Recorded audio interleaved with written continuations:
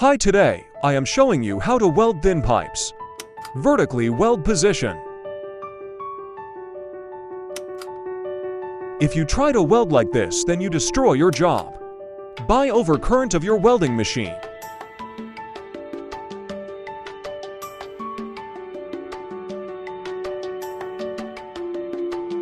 Right method of your welding is like as shown in this video. Slowly keep going down to upside perfectly.